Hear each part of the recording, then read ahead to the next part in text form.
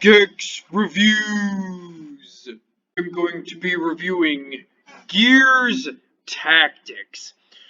Now, to start off my review for Gears Tactics, let's go over the performance in Gears Tactics. Gears Tactics, performance-wise, runs beautifully. The game runs great. It's very well optimized for PC.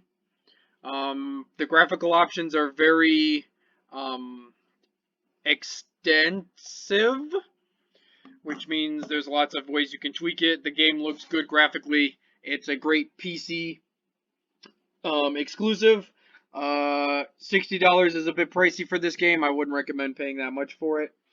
It is, I would say it is definitely a one and done because the game doesn't really offer much replayability. So, let's go over the enemies. The enemies, variety, and AI performance.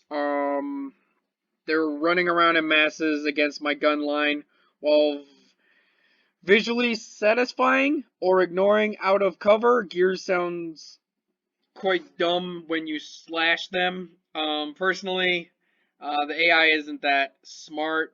The mission variety is pretty poor, in my opinion. Especially with the length this game is. You can beat it probably in about 6 to 7 hours. Maps, unfortunately, are too few to the point I already know where the enemies are at that point. So map variety is also a issue. When it comes to recruit management, it's just not worth it. There's no sense in leveling up the ones you are currently using, since in few missions you've just stripped them off. All their equipment just becomes a new shiny recruit appeared in a pool with 1 to 2 levels more than the ones you have. So it doesn't really matter whether you're going to use different characters. You're pretty much going to be using the same ones you're already using. So that's another gripe I had with the game. Customization of your team is quite pointless since the combat is rarely up close. But when you do like a zoom in attack when you're attacking a grub or something, you do kind of see your character's cosmetics, but it's not worth it to the point where you can customize your character, so customability is kind of pointless at that point.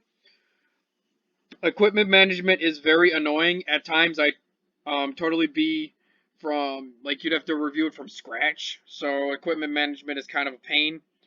And like I said before, once you complete the campaign, there is no replayability for the game. So, overall, Gears Tactics is fun if you like games like XCOM or something like that. However, the game's replayability, it doesn't offer any replayability. There's certain issues with the game.